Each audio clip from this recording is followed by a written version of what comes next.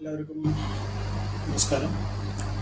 യുക്തിവാസംഘം പാലക്കാടിന്റെ ആഭിമുഖ്യത്തിൽ നടക്കുന്ന ഈ വെബിനാർ ടോപ്പിക് COVID-19 സാമ്പത്തിക പ്രതിസന്ധി.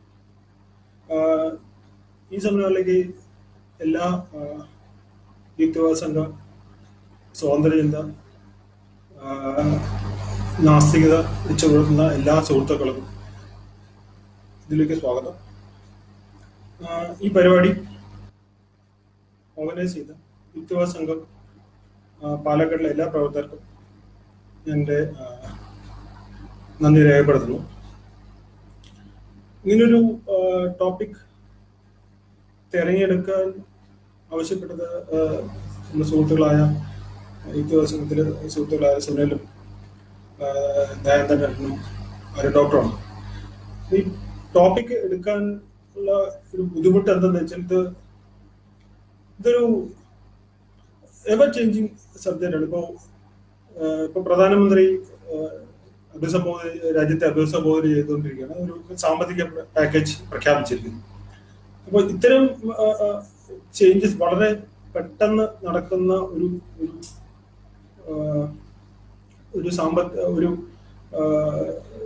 ലൈവായിട്ട് നടക്കുന്ന ഒരു സാമ്പത്തിക പ്രതിസന്ധിയാണ്. ഇതിലേക്ക് എടുത്ത ഇൻഫർമേഷൻ ഡാറ്റ എന്ന് പറയുന്നത്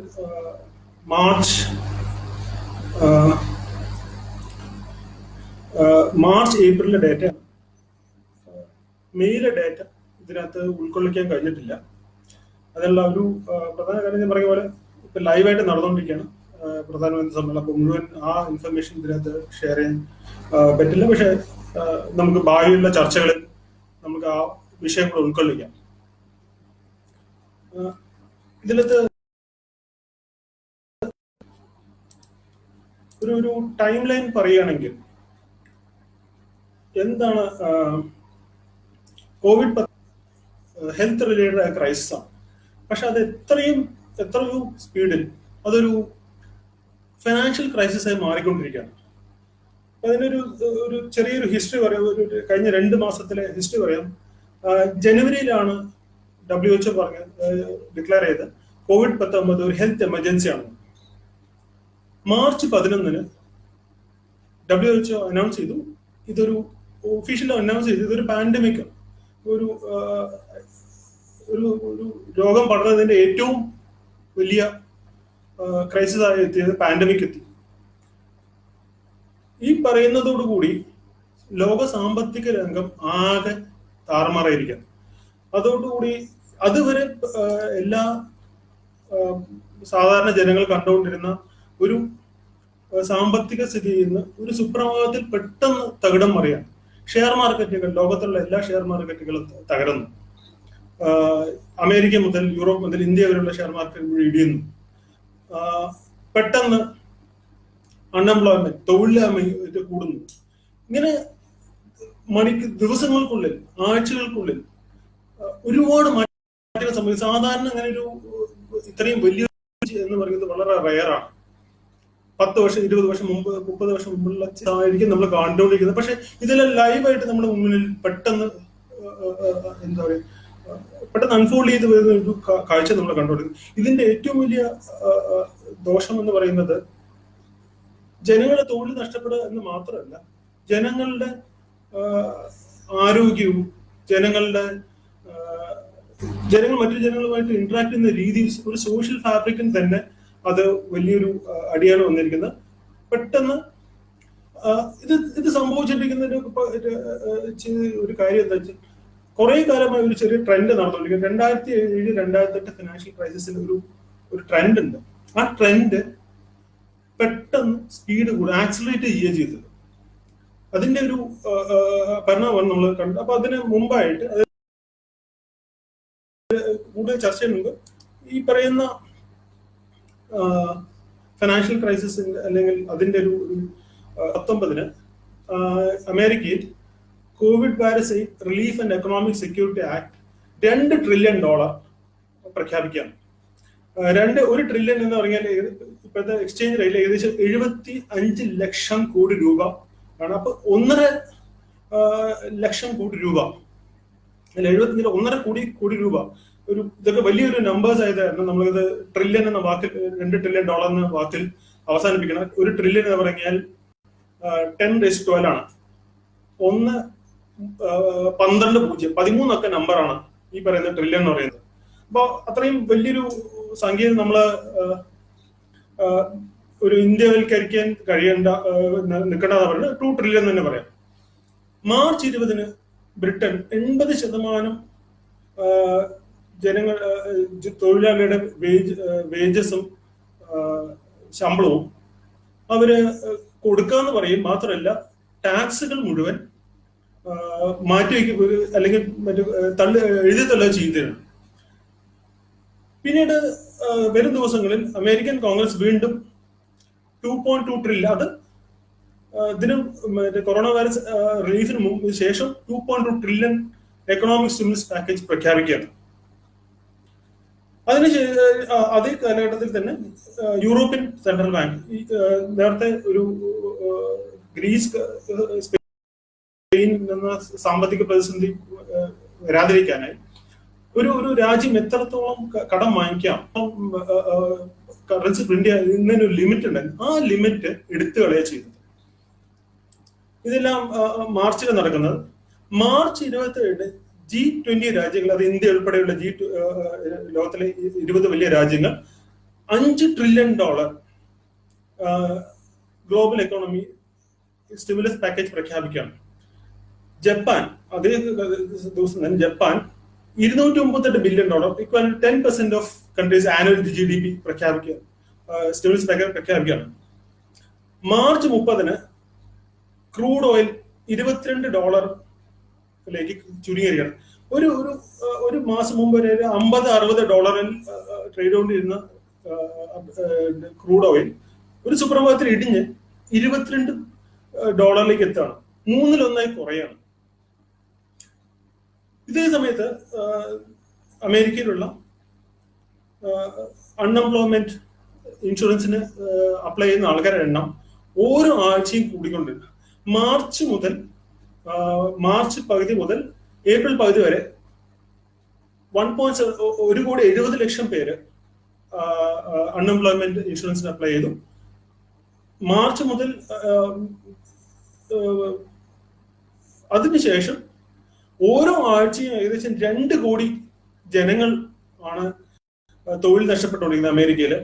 ഇപ്പൊ ഏറ്റവും ഒടുവിൽ അറിയാൻ കഴിഞ്ഞത് ഏകദേശം 3 കോടി അമേരിക്കൻ തൊഴിലാളികൾക്ക് തൊഴിൽ നഷ്ടപ്പെട്ടിരിക്കുകയാണ്. ഏപ്രിൽ 8 ജപ്പാൻ വീണ്ടും ഒരു ഫണ്ടിംഗ് പാക്കേജ് പ്രഖ്യാപിച്ചിരിക്കുകയാണ്. വില കുറയുന്നതിനനുസരിച്ച് റഷ്യയും ഒപെക്കും ചേർന്ന് oil production 10 million barrels per day കുറയ്ക്കാൻ തീരുമാനിക്കുകയാണ്. ഇത് നമ്മൾ മനസ്സിലാക്കണം. അതിന് ഒരു മാസം മുമ്പ് വരെ ഇവർ രണ്ടുപേരും, റഷ്യയും ഒപെക്കും സൗദി അറേബ്യയും ചേർന്ന് എണ്ണ വില എത്രത്തോളം കുറയ്ക്കാൻ പറ്റും എന്ന് പറഞ്ഞ ഒരു കോമ്പറ്റീഷൻ തന്നെയായിരുന്നു. കാരണം അമേരിക്കയിലെ ഷെയിൽ പ്രൊഡ്യൂസേഴ്സിനെ പുറത്താക്കാൻ വേണ്ടിയിട്ട്. അപ്പൊ അത് അവരുടെ പരസ്പര അടിയൊക്കെ മാറ്റിവെച്ച് ഇപ്പോൾ കൈകോർത്ത് പ്രൊഡക്ഷൻ കുറയ്ക്കാൻ വേണം. യൂറോ സോണിലെ ഫിനാൻസ് മിനിസ്റ്റേഴ്സ് $500 ബില്യൺ പാക്കേജ് അതിനകത്ത് അനുവദിച്ചിരിക്കുകയാണ്. ഇതൊക്കെ ഇതൊരു പ്രിവ്യൂ ആയിട്ട് പറയാൻ കാരണം എന്താ വെച്ചാൽ, ഇത്തരം ഒരു ക്രൈസിസ്, അത്രയും ഭയാനകമായ ഒരു ഫിനാൻഷ്യൽ ക്രൈസിസ് ആണ് വന്നുകൊണ്ടിരിക്കുന്നത്. പക്ഷെ 2007-2008 ഫിനാൻഷ്യൽ ക്രൈസിന്റെ പ്രത്യേകത അത് അമേരിക്കയിൽ സബ്പ്രൈം മോർഗേജിൽ തുടങ്ങി അത് ലോകത്തെ എല്ലാ ഭാഗത്തേക്കും പടർന്നു പിടിക്കുകയും ചെയ്തത്. പക്ഷെ ഈ പറയുന്ന കോവിഡ് പ്രതിസന്ധി ഓരോ രാജ്യത്തു നിന്ന് മറ്റൊരിലേക്ക് എപ്പിസെന്ററിൽ മാറിക്കൊണ്ടിരിക്കുന്നു. ആദ്യം അത് ചൈനയാണെങ്കിൽ, പിന്നീട് യൂറോപ്പായി, ഇപ്പോ അമേരിക്കയായി, ഇനി ഇപ്പോ ഇതിന് എപ്പിസെന്റർ എന്ന് പറയാനുള്ള സാധ്യത ഇന്ത്യയാണ്. അപ്പോ ഇതൊക്കെ ആ രാജ്യങ്ങൾ ഓൾറെഡി പ്രഖ്യാപിച്ചു കഴിഞ്ഞ വിഷയങ്ങളാണ്. നിൽക്കും എന്നുള്ളത് നമുക്കറിയാം. അത് ഇന്ത്യയിൽ എത്തിക്കൊണ്ടിരിക്കുകയാണ്. അത് ഇന്ത്യ എങ്ങനെ റെസ്പോണ്ട് ചെയ്യണം എന്നുള്ളതാണ്. നമുക്ക് ഇനി അറിയാനുള്ളത്. ഇതിനിടയിൽ യുണൈറ്റഡ് നേഷൻസ് സെക്രട്ടറി ജനറൽ ഒരു പ്രസ്താവന ഏപ്രിൽ 9 ഇത് ഇത് ലോക രാജ്യങ്ങൾക്കിടയിൽ ഒരു വലിയൊരു പ്രതിസന്ധി ഉണ്ടാക്കുകയാണ്. ഇത് തീവ്രവാദത്തിന് വഴിവെച്ചേക്കും എന്നാണ് അവര് പേടിക്കുന്നത്. ഇപ്പോൾ ഉള്ള ഹ്യൂമൻ റൈറ്റ്സ് അബ്യൂസസ്, മനുഷ്യാവകാശ ലംഘനം, അത് കൂടാനുള്ള സാധ്യതയുണ്ട്. അതേപോലെ ജനങ്ങൾക്കുള്ള വിശ്വാസം പബ്ലിക് ഇൻസ്റ്റിറ്റ്യൂഷൻ, ജനാധിപത്യത്തിലും അതുപോലുള്ള യുണൈറ്റഡ് നേഷൻസോ അല്ലെങ്കിൽ WHO പോലുള്ള ഓർഗനൈസേഷൻ, അവരുടെ വിശ്വാസം നഷ്ടപ്പെടാനുള്ള ഒരു സാധ്യത കാണുന്നുണ്ട്. അത് ടെററിസം എന്ന് പറഞ്ഞാൽ ഈവൻ ബയോ ടെററിസത്തെ പോലും അവര് പ്രതീക്ഷിക്കുന്നു. അപ്പൊ ഇതൊരു ഹെൽത്ത് ക്രൈസിസ് എന്നുള്ളതിൽ അതൊരു സാമ്പത്തിക ക്രൈസിസ്, പിന്നെ ഒരു സോഷ്യൽ ക്രൈസിസിലേക്കും എത്താനുള്ള സാധ്യതയാണ് യുണൈറ്റഡ് നേഷൻസ് സെക്രട്ടറി ജനറലിന്റെ വാക്കുകളിൽ നിന്ന് നമുക്ക് മനസ്സിലാക്കാൻ കഴിയുന്നത്. നമുക്ക് അടുത്തത് ഇന്ത്യൻ എക്കോണമി എത്തുകയാണെങ്കിൽ, ഞാനിപ്പോ ന്യൂസ് കാണുമ്പോൾ ഏകദേശം 20 ലക്ഷം കോടി എന്ന് വെച്ചാൽ ഇന്ത്യൻ GDP-യുടെ 10% സ്റ്റിമുലസ് പാക്കേജ് പ്രഖ്യാപിച്ചിരിക്കുകയാണ്. ഇതൊരു 2007-2008 ഫിനാൻഷ്യൽ ക്രൈസിസിൽ പോലും ഇത്രയും വലിയ പ്രതിസന്ധി നമ്മൾ കണ്ടിട്ടില്ല. ഇത്രയും വലിയൊരു പാക്കേജ് ഒരിക്കലും ഇന്ത്യ പ്രഖ്യാപിച്ചിട്ടില്ല. അപ്പോ നമ്മൾ മനസ്സിലാക്കേണ്ടത് ഷിഫ്റ്റ് ചെയ്ത് ചൈനയിൽ നിന്ന് ഇന്ത്യ എത്തി എന്നതിന് സർക്കാർ അത് അംഗീകരിച്ച് വാക്കുകളാണ് നമുക്ക് അതിൽ നിന്ന് മനസ്സിലാക്കേണ്ടത്. ബാക്കിയുള്ള റിപ്പോർട്ട് എനിക്ക് കാണാൻ കഴിഞ്ഞില്ല. നമ്മൾക്ക് ഇതിൽ ചർച്ച ചെയ്യാം. സോ ഇപ്പോ 10% കൂടുതലാണെന്ന് ചോദിച്ചാൽ ജപ്പാൻ 20% സ്റ്റിമുലസ് പാക്കേജ് പ്രഖ്യാപിച്ചിരിക്കുന്നത്. മറ്റുള്ള വെസ്റ്റേൺ യൂറോപ്യൻ കൺട്രീസ് ഏകദേശം 10-15-20% ഇടയിലാണ്. അപ്പോൾ ലോകത്തിലെ ഏകദേശം എല്ലാ രാജ്യങ്ങളും എങ്ങനെയാണോ ചെയ്യുന്നത് അതുപോലൊരു സ്റ്റിമുലസ് പാക്കേജ് തന്നെയാണ് ഇന്ത്യൻ പ്രധാനമന്ത്രി പ്രഖ്യാപിച്ചുകൊണ്ടിരിക്കുന്നത്. ഈ പറയുന്ന എന്തുകൊണ്ടാണ് ഇത്രയും വലിയ സാമ്പത്തിക പാക്കേജ് പ്രഖ്യാപിച്ചത്? നമ്മളിപ്പോഴും ലോക്ക്ഡൌണിലാണ്. ലോക്ക്ഡൌണിൽ വെളിയിൽ വന്നിട്ടില്ല. പലവർക്കും ഇതിന്റെ തീവ്രത എന്താണെന്ന് മനസ്സിലായിട്ടുണ്ടാവില്ല. ഒരു പക്ഷെ നമ്മൾ മനസ്സിലാക്കേണ്ടതെന്ന് വെച്ചാൽ, നേരത്തെ 3 കോടി ജനങ്ങൾ തൊഴിൽ നഷ്ടപ്പെട്ടിട്ടുണ്ടെന്ന്. പക്ഷെ ഇന്ത്യയിൽ അത് എത്രത്തോളം ആയിട്ട് എന്നുള്ളത് നമുക്ക് അറിയില്ല. അതിനുള്ള പ്രധാന കാരണം അമേരിക്കയിലെ ഓരോ ആഴ്ചയും എത്ര പേര് തൊഴിലില്ലായ്മ ഇൻഷുറൻസിന് അപേക്ഷിച്ചു എന്നുള്ളതിന് ഒരു കണക്കുണ്ട്. പക്ഷെ ഇന്ത്യയിൽ അങ്ങനെ ഒരു കണക്കില്ല. അത് തന്നെ ഇന്ത്യയുടെ ഏറ്റവും വലിയൊരു പോരായ്മയാണ്. ഇന്ത്യൻ GDP എത്രയാണ് എന്നുള്ളത് ഇപ്പൊ 5%, 6% ആണ് കഴിഞ്ഞ വർഷം എന്ന് പറഞ്ഞാൽ അതുപോലും നമുക്ക് വിശ്വസിക്കാൻ പ്രയാസമുള്ള സമയത്ത് പലവരും അത് ചോദ്യം ചെയ്യുന്നുണ്ട്. സോ ഒരു കാര്യം മനസ്സിലാക്കേണ്ടത്, ഡെവലപ്ഡ് കൺട്രീസില് GDP-യുടെ ഗ്രോത്ത് നെഗറ്റീവാണ്. 5% മുതൽ 8% വരെ കുറയാനുള്ള സാധ്യത ഉണ്ടെന്നാണ് സാമ്പത്തിക വിദഗ്ധർ പറയുന്നത്. അങ്ങനെയാണെങ്കിൽ ഇന്ത്യയിലും അതുപോലെ 5% അതിൽ കുറയാനുള്ള സാധ്യത കൂടുതലാണ്. ഇപ്പോ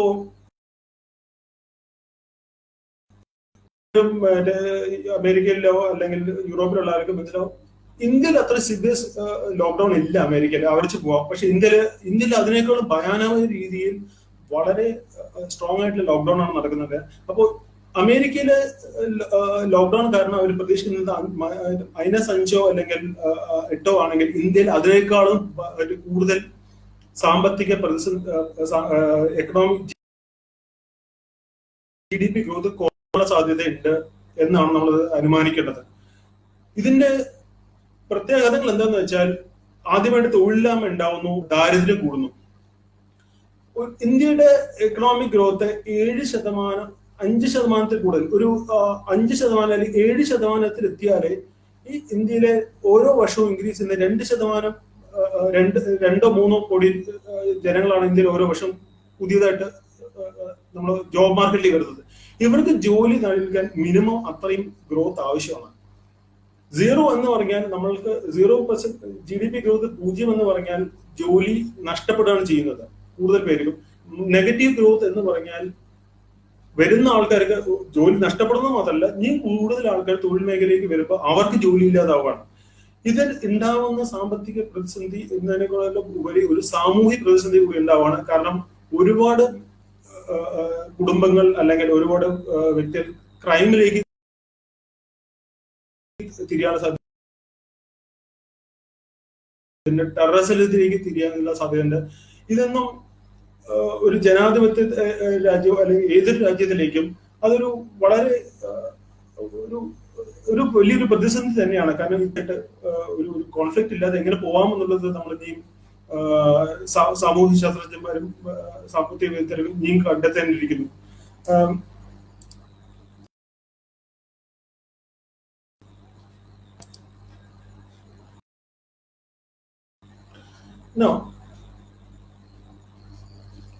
ഇതില് ഈ സാമ്പത്തിക പ്രതിസന്ധിയുടെ ഒരു വശം എന്ന് പറയുന്നത് ഇപ്പോൾ ലൈഫാണ്. ഇൻഡസ്ട്രിയൽ ഹബ്ബിലാണ് ഏറ്റവും കൂടുതൽ സംഭവിച്ചിരിക്കുന്നത്. നമ്മൾ കൊറോണയുടെ ഏതൊക്കെ രാജ്യങ്ങളാണോ കൂടുതൽ അഫക്ട് ചെയ്ത് നോക്കി കഴിഞ്ഞാൽ, ഈവൻ ഇന്ത്യ എടുത്തു കഴിഞ്ഞാൽ ഏറ്റവും കൂടുതൽ അഫക്ട് ചെയ്തത് ബോംബെ, മദ്രാസ് എന്നുള്ള സിറ്റിയാണ്, അമേരിക്കയിലാണ് ന്യൂയോർക്ക്. അപ്പോൾ സിറ്റി ലൈഫിനെ തന്നെ ഇതൊരു വലിയൊരു ചാലഞ്ചാണ്. നമ്മൾ അർബനൈസേഷൻ നടന്നുകൊണ്ടിരിക്കുന്ന ഈ കാലഘട്ടത്തിൽ അതിന് എതിർ രീതിയിൽ പോവുക എന്ന് പറയുന്നത് ഒരു വലിയ റിസ്ക് ആണ്. എന്ന് മാത്രമല്ല, നമ്മൾക്ക് റെസ്റ്റോറന്റിൽ പോയി ഭക്ഷണം കഴിക്കുന്നു, ഇടയ്ക്ക് മൂവിയിൽ പോകുന്നു, അല്ലെങ്കിൽ ഷോപ്പിംഗ് മോളിൽ പോകുന്നു, ജനങ്ങളുമായിട്ട് ഇന്ററാക്ട് ചെയ്യുന്നു. നമ്മുടെ ഒരു സെമിനാർ, യുക്തിവാദ സംഘത്തിന്റെ ഒരു സെമിനാർ, അല്ലെങ്കിൽ സ്വതന്ത്ര ഇന്ത്യയുടെ ഒരു സെമിനാർ നമ്മൾക്ക് നടത്താൻ പറ്റില്ല എന്ന് പറയുന്നത് തന്നെ ഒരു വലിയൊരു തിരിച്ചടിയാണ്. സ്വതന്ത്ര ചിന്തയ്ക്ക് പോലും ഇതൊരു തിരിച്ചടിയാണ്. നമ്മൾ പറയാം മതങ്ങൾക്കും അതൊരു തിരിച്ചടി, തീർച്ചയായിട്ടും മതങ്ങൾക്ക് അതൊരു തിരിച്ചടിയാണ്, ഓർഗനൈസ്ഡ് റിലീജിയസിന് ഒരു തിരിച്ചടിയാണ്. പക്ഷെ സ്വാതന്ത്ര്യം തന്നെ നമുക്ക് പലപ്പോഴും നഷ്ടപ്പെടുമ്പോൾ അത് വലിയൊരു സാമൂഹിക പ്രതിസന്ധിയാണ് സൃഷ്ടിക്കുന്നത്. ഈ സാമ്പത്തിക പ്രതിസന്ധി നേരിടാൻ ശ്രമിക്കുന്നത് എങ്ങനെയാണ് കമ്പനികളും ജനങ്ങൾക്കും ഇതിനെ നേരിട്ട് ഇതിനെ എങ്ങനെയാണ് അവർ പ്രതിരോധിക്കാൻ ശ്രമിക്കുന്നത് വെച്ചാൽ, ഇപ്പോഴത്തെ ഒരു വലിയൊരു നമ്മളിപ്പോ ബാങ്കിലോ അല്ലെങ്കിൽ ഒരു ഫിക്സഡ് ഡെപ്പോസിറ്റ് ഇടുമ്പോൾ നമുക്കൊരു ഇൻട്രസ്റ്റ് റേറ്റ് കിട്ടുന്നുണ്ട്. നമ്മൾ ബാങ്കിൽ നിന്ന് ലോൺ എടുക്കുന്ന സമയത്ത് നമുക്ക് ബാങ്കിലേക്ക് ഇൻട്രസ്റ്റ് കൊടുക്കുന്നുണ്ട്. ഈ ഇൻട്രസ്റ്റ് റേറ്റ് കുറഞ്ഞു വരികയാണ്. ഇവിടെ സംഭവിക്കുന്നത്, ഇപ്പോൾ സാധാരണഗതിയിൽ നമ്മൾ ബാങ്കില് ഫിക്സഡ് ഡെപ്പോസിറ്റ് ഇടുന്ന ആൾക്കാർക്ക് ഇപ്പൊ ഒരു 6% അല്ലെങ്കിൽ 7% അല്ലെങ്കിൽ 10% വരെ ഇൻട്രസ്റ്റ് കിട്ടുന്ന ഇത് കുറഞ്ഞ് വളരെ പൂജ്യത്തിനടുത്ത് വരികയാണ്. ഇതുകൊണ്ട് ഒരു ഗുണം എന്താ വെച്ചാൽ, ഗവൺമെന്റ് ആണെങ്കിൽ ഈ പറയുന്ന സമയത്ത് കടമെടുക്കാം. ഗവൺമെന്റ് കടമെടുത്താൽ ഇതിന് മുന്നോട്ട് കൊണ്ടുപോകാനാണ് ഇപ്പൊ ഗവൺമെന്റ് എല്ലാം ശ്രമിക്കുന്നത്. അമേരിക്കൻ ഗവൺമെന്റ് ആയാലും, അമേരിക്കൻ ഫെഡറൽ റിസർവ് ആയാലും, ഇന്ത്യയുടെ റിസർവ് ബാങ്ക് ആയാലും, യൂറോപ്യൻ സെൻട്രൽ ബാങ്ക് ആയാലും എല്ലാവരും ഈ നമ്മളുടെ ഇൻട്രസ്റ്റ് റേറ്റ് അത് 0 അല്ലെങ്കിൽ നെഗറ്റീവ് ഇൻട്രസ്റ്റ് റേറ്റ് എന്ന് പറയുന്നത്. നെഗറ്റീവ് ഇൻട്രസ്റ്റ് റേറ്റ് എങ്ങനെയാണ് വരുന്നത് വെച്ചാൽ, നമ്മുടെ പണപ്പെരുപ്പ് തോത് 5% ആണെങ്കിൽ നമ്മൾ ബാങ്കിൽ പലിശ കിട്ടുന്നത് നമുക്ക് 6% ആണെങ്കിൽ റിയൽ ഇൻട്രസ്റ്റ് റേറ്റ് എന്ന് പറഞ്ഞാൽ 1%. എന്ന് വെച്ചാൽ നമ്മുടെ പൈസ ഓൾറെഡി പണപ്പെരുപ്പം കാരണം, ഇൻഫ്ലേഷൻ കാരണം പൈസ നഷ്ടപ്പെടുന്നത്, പൈസയുടെ വാല്യൂ കുറയുന്നത് 5% ആണെങ്കിൽ നമുക്ക് 1% തരണമെങ്കിൽ 6% ബാങ്കിൽ ഇൻട്രസ്റ്റ് തരണമെങ്കിൽ യഥാർത്ഥത്തിൽ നമ്മുടെ പൈസ ഇൻക്രീസ് ചെയ്യുന്നത് 1%. ഇനി വരാൻ പോകുന്നൊരു കാലഘട്ടം എന്ന് പറഞ്ഞാൽ ഇൻഫ്ലേഷൻ ചിലപ്പോൾ 1%, 2% ആയിരിക്കും. പക്ഷെ ബാങ്കിൽ അതിനേക്കാളും കുറഞ്ഞ ലെവലിലായിരിക്കും ചിലപ്പോൾ പലിശ കിട്ടാൻ സാധ്യതയുള്ളത്. ഇത് ബാങ്കിൽ ഫിക്സഡ് ഡെപ്പോസിറ്റ് ഇടുന്ന ആൾക്കാർ അല്ലെങ്കിൽ പെൻഷനേഴ്സ് അങ്ങനെയുള്ള ആൾക്കാർക്ക് അവരുടെ സ്വത്തും അവരുടെ ഡെപ്പോസിറ്റ്സിന് വില കുറഞ്ഞുകൊണ്ടിരിക്കുക. അത് ഈ നമ്മളുടെ അടുത്ത കാലത്ത് കഴിഞ്ഞ ഒരു 10-12 കൊല്ലമായി ഫിനാൻഷ്യൽ ക്രൈസിസിന് ശേഷം സ്ഥിരമായിട്ട് നമ്മൾ കാണുന്ന വളരെ ലോ ഇൻട്രസ്റ്റ് റേറ്റ് സെനാരിയോ എന്ന് പറയുന്നത്. ഇതിന് ഒരുപാട് പ്രത്യേകതകൾ ഉണ്ടാവുന്നത് എന്ന് വെച്ചാൽ, ഈ സർക്കാർ കടമെടുക്കുന്നത് ഇത് ആരടയ്ക്കും? സർക്കാർ ഭാവിയിൽ അടയ്ക്കുന്നു പറയുന്നത്. പക്ഷെ ഭാവി സർക്കാർ വെച്ചാൽ നമ്മൾ തന്നെയാണ്. അപ്പൊ ഭാവി തലമുറയാണ് ഈ കട കൊടുക്കുന്നത് തിരിച്ചടയ്ക്കേണ്ടി വരുന്നത് എന്നത് നമ്മൾ നമ്മളുടെ അടുത്ത തലമുറയ്ക്ക് കൊടുക്കുന്ന ബാധ്യതകളാണ്. അത് ഒരുപക്ഷെ നമുക്ക് ഒഴിവാക്കാൻ പറ്റാത്തതായിരിക്കും. ഇതിപ്പം അടുത്ത കാലത്ത് നമ്മൾ നോക്കുന്നത് ഇപ്പൊ ചൈനയാണ് നമുക്ക് ഒരു ഒരു ഒരു എക്സാമ്പിൾ. കോവിഡ് നിന്ന് പുറത്ത് വന്ന ഒരു രാജ്യം എന്ന നിലയിൽ ചൈനയില് ഫാക്ടറികൾ തുറന്നിട്ടുണ്ട്. ഫാക്ടറിയിൽ പോകുന്ന ജോലിക്കാരെ അവർ ക്വാറന്റൈനിലല്ല, അവരെ സെപ്പറേറ്റ് ഡോർമെറ്ററിയിൽ വീട്ടിൽ പോവാതെ വയസ്സായ അച്ഛനമ്മമാരാണെങ്കിൽ അവരെ മാറ്റി നിർത്തുക ചെയ്യുന്നത്. പക്ഷെ അവിടെ തുറക്കാത്തത് ഹോട്ടൽസ്, റെസ്റ്റോറന്റ് ഹോട്ടൽസ് അല്ലെങ്കിൽ എയർലൈൻസ് ഇങ്ങനെയുള്ള സാധനങ്ങൾ തുറക്കുന്നില്ല. അപ്പോൾ സർവീസ് സെക്ടർ ഒരു രാജ്യത്തിന് വളരെ ഇമ്പോർട്ടന്റ് ആയിട്ടുള്ള ഒരു ഘടകമാണ്. ഇപ്പൊ ഇന്ത്യ എടുത്തു കഴിഞ്ഞാൽ ഇന്ത്യയുടെ ഏറ്റവും വലിയ ഘടകം എന്ന് പറയുന്നത് സർവീസാണ്. നമ്മള് എന്താ പറയാ, ഞങ്ങളൊക്കെ സ്കൂളിൽ പഠിക്കുന്ന കാലത്ത് നമ്മൾ പറയുന്നത് ഇന്ത്യ ഒരു അഗയാണെന്നാണ്. ആ കാലഘട്ടം കഴിഞ്ഞിരിക്കുന്നു. ഇന്ത്യ എന്നൊരു അഗ്രേറിയൻ എക്കോണമി എന്ന് പറയാൻ പറ്റില്ല. കാരണം 17% GDP മാത്രമേ അഗ്രികൾച്ചറിന് വരുന്നുള്ളൂ. പക്ഷെ അതിനേക്കാൾ കൂടുതൽ ആൾക്കാർ 30-40% ആൾക്കാർ അഗ്രികൾച്ചറുമായിട്ട് ബന്ധപ്പെട്ടാണ് പ്രവർത്തിക്കുന്നത്. പക്ഷെ agriculture as A percentage of GDP അത് ഒരുപാട് കുറഞ്ഞിരിക്കുന്നു. ഇതുകൊണ്ടുള്ള ഒരു പ്രശ്നം എന്ന് വെച്ചാൽ തൊഴിൽ നഷ്ടപ്പെടുന്നത് ഇത്തരം അസംഘടിത മേഖലകളിലുള്ള ഒരുപാട് ആൾക്കാർ. അഗ്രികൾച്ചർ ഒരുപക്ഷെ ഏറ്റവും കുറഞ്ഞ അഫക്റ്റഡ് ആയ ഒരു സെക്ടറായി. നാട്ടിലുള്ള ചെറിയ കടകൾ, സിനിമാ തിയേറ്റർ പോലെയുള്ള സ്ഥാപനങ്ങൾ, ദെൻ റെസ്റ്റോറൻറ്റ്സ്, ഇത്തരം സ്ഥാപനങ്ങളിൽ വരുന്ന ആളുകൾ കുറയുന്നത്, ഇതിൽ ആൾക്കാർ ജോലി ചെയ്യുന്ന കുറയുന്നത്, ഇത് സംഭവിക്കുന്ന വെച്ചാൽ ഈ പറയുന്ന ഒരു കട പൂട്ടുകയാണെങ്കിൽ ഈ കടയിലെ ആൾക്കാർ കാരണം മറ്റു കടയിലെ സാധനം വാങ്ങിക്കുന്നത് പോലും കുറയുന്നു. അപ്പൊ ഇതൊരു ചെയിൻ റിയാക്ഷൻ ആണ് സംഭവിക്കുന്നത്. ഈ ചെയിൻ റിയാക്ഷൻ എങ്ങനെ സ്റ്റോപ്പ് ചെയ്യാം എന്നാണ് ഇപ്പോ ഗവൺമെന്റ് ശ്രമിച്ചുകൊണ്ടിരിക്കുന്നത്. അപ്പൊ ഗവൺമെന്റിന്റെ ജോൺ കെനീസ് എന്ന് പറഞ്ഞ ഒരു എക്കണോമിസ്റ്റ് 1920-30 പറഞ്ഞത് ഗവൺമെന്റ് ഷുഡ് സ്പെൻഡ്. കാരണം ഗവൺമെന്റിന് മാത്രമാണ് പൈസ ഉണ്ടാക്കാൻ കഴിയുക. സോ എല്ലാ എക്കണോമിസ്റ്റും പറയുന്നത്, IMF വേൾഡ് ബാങ്കും പറയുന്നത്, എത്രത്തോളം നിങ്ങൾക്ക് സ്പെൻഡ് ചെയ്യാൻ പറ്റുമോ, എത്രത്തോളം നിങ്ങൾക്ക് ജനങ്ങളതിന് കാശ് കൊടുക്കാൻ പറ്റുമോ, ഗിവിൻ നോക്കണ്ട. അത് അവര് പൈസ കഴിയുന്നത്രയും ആൾക്കാർക്ക് കൊടുക്കുക. അതിനുശേഷം നമുക്ക് തീരുമാനിക്കാം. കാരണം ഇന്നൊരാൾക്ക് വേണോ വേണ്ടയോ, അല്ലെങ്കിൽ ഇന്നൊരു വ്യക്തി അയാൾക്ക് ഈ പറയുന്ന ഡയറക്റ്റ് ഗവൺമെന്റ് പൈസയുടെ ആവശ്യമുണ്ടോ ഇല്ലെന്ന് കണ്ടുപിടിക്കാൻ സമയം പിടിക്കും. അപ്പൊ അത് ഈ പറയുന്ന ക്രൈസിസിന് കൂടുതൽ വഷളാക്കുക ചെയ്യാൻ യു ഗിവ് മണി എന്ന് പറയുന്നതാണ് IMF-ഉം വേൾഡ് ബാങ്ക്. ഇത് നമ്മള് പല ആൾക്കാരും അത്ഭുതത്തോട് ചോദിക്കും എങ്ങനെയാണ്. കാരണം IMF-ഉം വേൾഡ് ബാങ്ക് എന്താണ് സോഷ്യലിസം പറയും. പക്ഷെ 2007-2008 ഫിനാൻഷ്യൽ ക്രൈസിസിൽ നിന്ന് പഠിച്ച ഒരു കാര്യം, എത്രയും വേഗം നമ്മൾ പൈസ ജനങ്ങൾക്ക് എത്തിക്കണം, ജനങ്ങൾ പൈസ ചെലവാക്കണം. അല്ലെങ്കിൽ എനിക്ക് നാളെ പൈസ കിട്ടുമെന്ന് പറഞ്ഞാൽ എനിക്ക് ഉറപ്പുള്ളൂ, എങ്കിൽ മാത്രമേ ഞാൻ കടയിൽ പോയി സാധനം വാങ്ങിക്കത്തുള്ളൂ.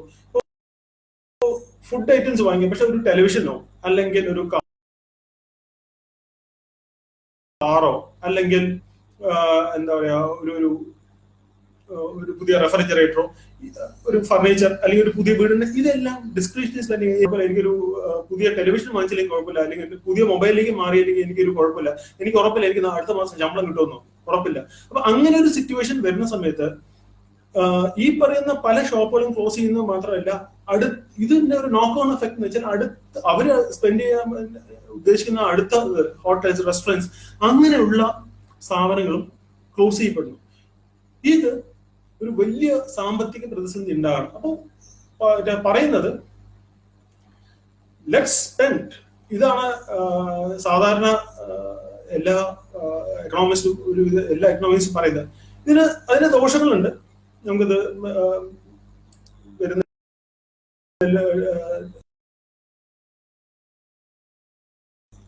ഡിസ്കസ് ചെയ്യാം. അടുത്തൊരു ടോപ്പിക്ക് ഡിസ്കസ് ചെയ്യാനുള്ളതെന്ന് വെച്ചാൽ, ഇപ്പൊ നമ്മൾ ഏറ്റവും കൂടുതൽ കേൾക്കുന്ന വാക്കാണ് ഗ്ലോബലൈസേഷൻ, ആഗോളവൽക്കരണം. 2007-2008 ഫിനാൻഷ്യൽ ക്രൈസിസ് ഉണ്ടായതിനു ശേഷം ഒരു ഡീ ഗ്ലോബലൈസേഷന് പുറകോട്ട് പോകുന്നത്. ഗ്ലോബൽ എന്താ പറയാ, പ്രൊഡക്റ്റും സർവീസസിന്റെയും എന്താണ് ഇന്റർനാഷണൽ ബോർഡർ കടന്നുള്ള ആ ഒരു ഒഴുക്ക്, അതിനൊരു തടയാണ് ശരിക്കും 2007-2008 ഫിനാൻഷ്യൽ ക്രൈസിസിൽ തൊട്ട് തുടങ്ങിയത്. നമ്മൾ അടുത്ത കാലത്തേക്ക് കാണുന്ന പുതിയ പുതിയ സംഭവങ്ങളുണ്ട്. ഇപ്പോ എന്താ പറയാ, ഒരു സ്വാതന്ത്ര്യ ചിന്ത പറയും, എന്തിനാണ് ബോർഡേഴ്സ്, നമുക്ക് ബോർഡേഴ്സിനെ ഇല്ലാതാക്കണം, ഒരു ഒരു മുഴുവൻ ഒരു ഒരു രാജ്യം പോലെ ലോകത്ത് എവിടെയും സഞ്ചരിക്കാൻ കഴിയുന്ന ഒരു ഫ്രീ ഫ്ലോയിങ് ആയിട്ടുള്ള ഒരു ബോർഡർലെസ് സൊസൈറ്റിയാണ് നമ്മൾ പല ഫ്രീ തിങ്കേഴ്സും യുക്തിവാദികളും സ്വപ്നം കാണുന്നത്.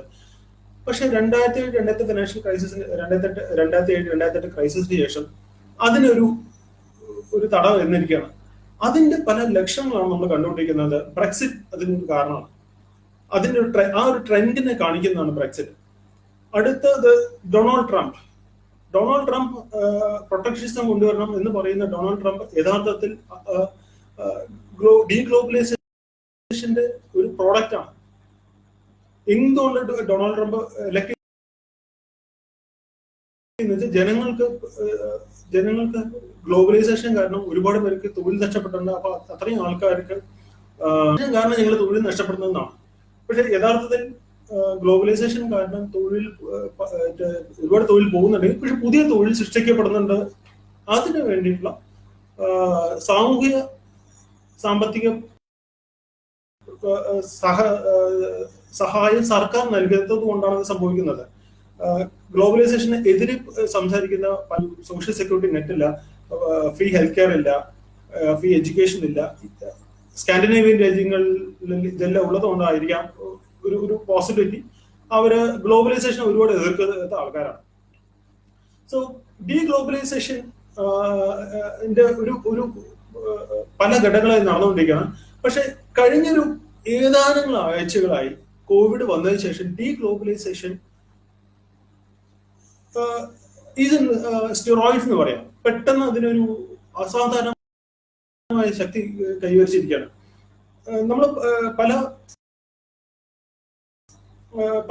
വാർത്തകളും കാണുന്നുണ്ട്. ചൈന ഇന്നത്തെ പത്രവാർത്ത വന്നു വെച്ചാൽ ആപ്പിൾ 20% മാറ്റുന്നു, അല്ലെങ്കിൽ പല രാജ്യങ്ങളും അവരുടെ പ്രൊഡക്ഷൻ ജനറൽ മോട്ടോഴ്സോ അല്ലെങ്കിൽ ആപ്പിളോ കൂടുതലും അമേരിക്കയിൽ തന്നെ കൊണ്ടുവരുന്നു എന്ന് കാണുന്നതെന്ന് വെച്ചാൽ ഇത് മനസ്സിലാക്കേണ്ട ഒരു കാര്യം, ഗ്ലോബലൈസേഷൻ എന്ന് വെച്ചാൽ ലോകത്ത് എല്ലാവരുടെയും ഒരേപോലെ മാർക്കറ്റ് ഒരേപോലെ വിൽക്കാൻ എന്ന് വെച്ചാൽ ഒരേപോലെ പ്രൊഡ്യൂസ് ചെയ്ത് ഏറ്റവും ചെലവ് കുറഞ്ഞ എവിടെയാണോ പ്രൊഡ്യൂസ് ചെയ്യാൻ അവിടെ പോയി ക്യാപിറ്റൽ ഇൻവെസ്റ്റ് ചെയ്ത് ആ പ്രൊഡക്ട്സ് ക്യാപിറ്റൽ ഇന്റൻസീവ് ആയിട്ടുള്ള അല്ലെങ്കിൽ ലേബർ ഇന്റൻസീവ് ആയിട്ടുള്ള സ്ഥലങ്ങളിൽ അതിനനുസരിച്ചുള്ള വാല്യൂഡേഷൻ നടത്തി കൊണ്ടുവരിക എന്നുള്ളതാണ് അവർ ചെയ്യുന്നത്. സോ ഒരു ആപ്പിൾ ഫോണോ അല്ലെങ്കിൽ ഏതൊരു നമ്മൾ മൊബൈൽ ഫോൺ എടുത്താലും അതിന്റെ മൈക്രോ പ്രോസസർ ചിലപ്പോൾ അമേരിക്കയിൽ ഉണ്ടാക്കിയതായിരിക്കാം, പക്ഷെ ഇലക്ട്രോണിക്സ് നമ്മൾ ചൈനയിൽ നിന്നായിരിക്കാം, കുറെ തായ്വാനിൽ നിന്നുണ്ടായിരിക്കും, മാർക്കറ്റിംഗ് പല കാര്യങ്ങളും ഇന്ത്യയിലായിരിക്കുന്നതായിരിക്കാം, സോഫ്റ്റ്വെയർ ചിലപ്പോൾ ഇന്ത്യയിൽ നിന്ന് ഇതായിരിക്കാം കുറച്ചു കാലമായി സൃഷ്ടിച്ചുകൊണ്ടിരുന്നത്. പക്ഷെ കോവിഡ് വന്നതിന് ശേഷം ചൈന ലോക്ക്ഡൌൺ ആയതോടുകൂടി കമ്പനികൾ ചിന്തിക്കാൻ തുടങ്ങി, നമ്മൾക്ക് ഇത്രയും ദൂരം നമ്മുടെ കമ്പോണൻസ് കൊണ്ടുവരാൻ കഴിയുമോ? എനിക്ക് ഒരു പ്രോഡക്റ്റ് ഉണ്ടാക്കാൻ 90% പ്രോഡക്ട്സ് സ്പെയർ പാർട്സും അല്ലെങ്കിൽ പാർട്സും എന്റെ അടുത്ത് തന്നെ ഉണ്ട്. പക്ഷെ 10% പാർട്ട് എനിക്ക് കിട്ടുന്നില്ലെങ്കിൽ എനിക്ക് പ്രോഡക്റ്റ് ഉണ്ടാക്കാൻ പറ്റില്ല. സോ ഈ ഡീറിസ്ക് ചെയ്യാൻ എങ്ങനെയാണ് ഒരു രാജ്യത്തിൽ മാത്രം, ഇപ്പൊ ചൈനയിൽ മാത്രം പ്രൊഡ്യൂസ് ചെയ്യാൻ പറ്റും, ഇന്ത്യയിലേക്ക് വരുന്നു, തിരിച്ച് വീണ്ടും US തന്നെ പ്രൊഡ്യൂസ് ചെയ്യാൻ സാധ്യതയുണ്ട്. അപ്പൊ അങ്ങനെ കാണുന്ന സമയത്ത് ഇത് ആക്ച്വലി ഗ്ലോബലൈസേഷന്റെ കോൺസെപ്റ്റിനെതിരാണ്.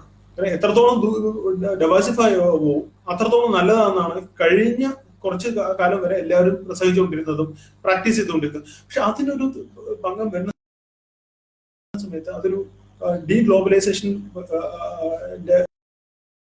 ഘട്ടത്തിലെത്താണ്. ഡീഗ്ലോബലൈസേഷൻ അടുത്ത ഒരു പ്രതിസന്ധി എന്ന് പറയുന്നത് ട്രേഡ് റിലേഷൻസ് കുറയാണ്. ട്രേഡ് പ്രൊമോട്ട് ചെയ്യുന്ന വെച്ചാൽ എത്രത്തോളം രണ്ട് രാജ്യങ്ങൾ തമ്മിൽ ട്രേഡ് ഉണ്ടാവും അത്രത്തോളം ആ രണ്ട് രാജ്യം തമ്മിൽ യുദ്ധം ഉണ്ടാവാനുള്ള സാധ്യത കുറവാണ്. കഴിഞ്ഞ നൂറ്റാണ്ടിൽ രണ്ടാം ലോക യുദ്ധത്തിന് ശേഷം യൂറോപ്പിലെ മേജർ രാജ്യങ്ങൾ തമ്മിൽ യുദ്ധം ഉണ്ടായിട്ടില്ല, കോൺഫ്ലിക്ട്സ് ഉണ്ടായിട്ടില്ല. അമേരിക്കയും ജപ്പാനും തമ്മിൽ കോൺഫ്ലിക്റ്റ് ഉണ്ടായിട്ടില്ല. ചൈന ഡെങ് സിയാബിന്റെ എക്കണോമിക് റിഫോമിന് ശേഷം മെച്ചപ്പെട്ടു വന്നു. ഇതെല്ലാം സ്ട്രോങ് ആയി നടക്കുന്ന ഒരു പ്രധാന തൂണെന്ന് പറയുന്നത് ട്രേഡാണ്. സോ ചൈനയിൽ നിന്ന് അമേരിക്ക സാധനങ്ങൾ പ്രൊഡ്യൂസ് ചെയ്ത് വാങ്ങിക്കുന്നു, അമേരിക്കയുടെ പ്രോഡക്ട്സ് അവിടെ കൊണ്ട് വെക്കുന്നു, ആളുകൾ തമ്മിൽ അങ്ങോട്ടും ഇങ്ങോട്ടും ആശയവിനിമയം നടത്തുന്നു. ഇത് അവര് നമ്മളെ പോലെയാണെന്നുള്ള ചിന്ത ഉണ്ടാക്കുന്നു. അവര് നന്നാവണം, നമ്മൾക്ക് ഗുണമുള്ള ചിന്ത ഉണ്ടാകുന്നു. ഇതാണ് യഥാർത്ഥത്തിൽ ഗ്ലോബലൈസേഷനും അതിന് ട്രേഡിനുള്ള കഴിഞ്ഞ കുറച്ച് ഡെക്കേഡ്സ് ആയിട്ടുള്ള ഒരു ഏറ്റവും വലിയ ഗുണം. അത് ഇന്റർനാഷണൽ വാറുകൾ കുറയ്ക്കാൻ സഹായിച്ചിട്ടുണ്ട്. പക്ഷെ ഇപ്പൊ നടക്കുന്നത് എന്താ വെച്ചാൽ, ഇപ്പൊ ട്രംപ് പറയുന്നത് ഈ പറയുന്ന വൈറസ് അമേരിക്കയിൽ നിന്ന് കൊണ്ടുവന്നിരിക്കുന്നു. അപ്പൊ ഇത് ശരിക്കും പറഞ്ഞാൽ ഡീഗ്ലോബലൈസേഷൻ, ഡീ ട്രേഡിനുള്ള ഒരു വലിയൊരു സാധ്യതയാണ് കാണുന്നത്. അതിനുള്ള ദോഷം രാജ്യങ്ങൾ തമ്മിലുള്ള യുദ്ധത്തിനുള്ള സാധ്യത കൂടുകയാണ്. രാജ്യം തമ്മിലുള്ള വിശ്വാസം കുറയും. അടുത്തത് എയർ ട്രാവൽ മുഴുവൻ നിർത്തിവെച്ചിരിക്കുകയാണ്. ഇതിന്റെ ദോഷം എന്ന് വെച്ചാൽ ഒരുപാട് എക്സ്പോർട്ട് ഇമ്പോർട്ട് അല്ലെങ്കിൽ എഗ്രിമെന്റ് നടക്കുന്നത് പലപ്പോഴും നേരിട്ട് വന്ന് സൈൻ ചെയ്തിട്ടാണ്.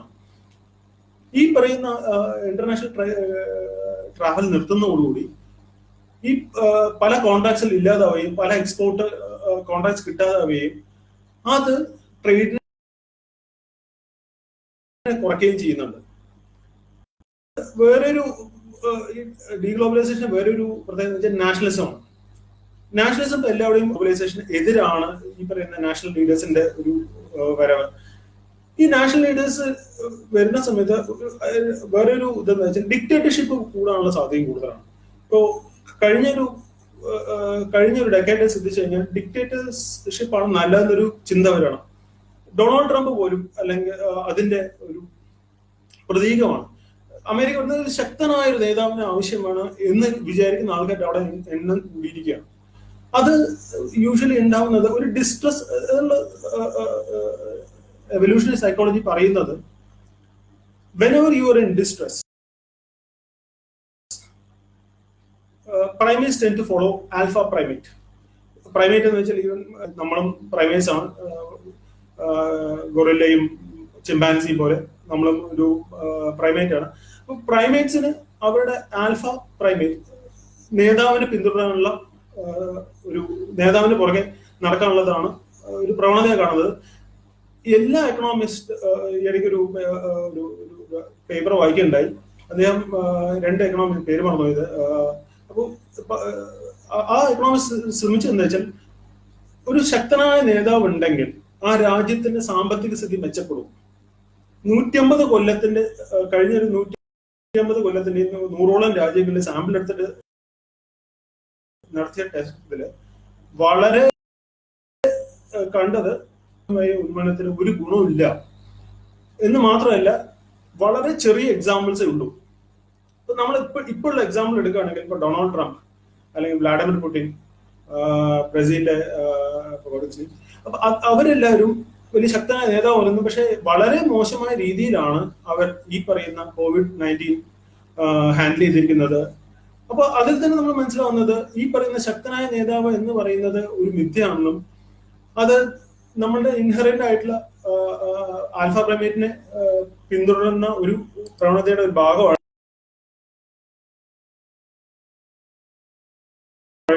നമ്മൾ എടുക്കാൻ എടുക്കാനുള്ളൂ. അതിന് ഒരു തെളിവില്ല. ഇതിന്റെ ഭാഗമായിട്ട് നമ്മൾ കാണുന്നത് ഇപ്പോ ഇടയ്ക്ക് ചൈനയിൽ നിന്നുള്ള ഇൻവെസ്റ്റ്മെന്റ് ഇന്ത്യയിലേക്ക് കുറയ്ക്കണം, അല്ല, ഇതെല്ലാം ഡീഗ്ലോബലൈസേഷന്റെ ലക്ഷണങ്ങളാണ്. അല്ലെങ്കിൽ ഇതിന് ഡീഗ്ലോബലൈസേഷൻ ആയിട്ട് നമ്മൾ കാണണം.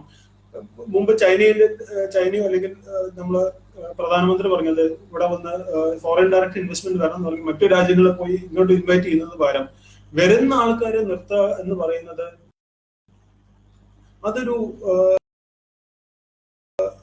അത് ലോങ് റണ്ണില് ഒരു രാജ്യത്തിനും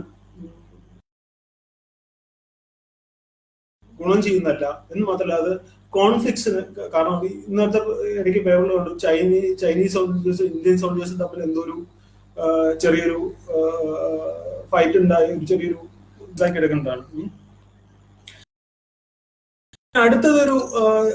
അടുത്തൊരു പോയിന്റ് പറയുന്നത് ചൈന എന്ന് ജനങ്ങൾക്ക് ഈ പറയുന്ന കമ്പനിയിൽ പുറത്തു പോകണമെങ്കിൽ അത് ഇന്ത്യക്ക് ഗുണമല്ലേ എന്ന് തന്നെ നമുക്ക് തെളിവില്ല. ചൈനയിൽ നിന്ന് പുറത്ത് പോവുകയാണെങ്കിൽ അത് ചൈനയിൽ നിന്ന് അമേരിക്കൻ കമ്പനി അല്ലെങ്കിൽ യൂറോപ്യൻ കമ്പനി ചൈനയിൽ ഇൻവെസ്റ്റ് ചെയ്യുന്ന പകരം അത് ഇന്ത്യയിൽ നേരിട്ട് വന്ന് ഇൻവെസ്റ്റ് ചെയ്യും എന്നതിന് യാതൊരു തെളിവില്ല. നമ്മൾക്ക് കോമ്പറ്റീഷൻ ഉണ്ട്.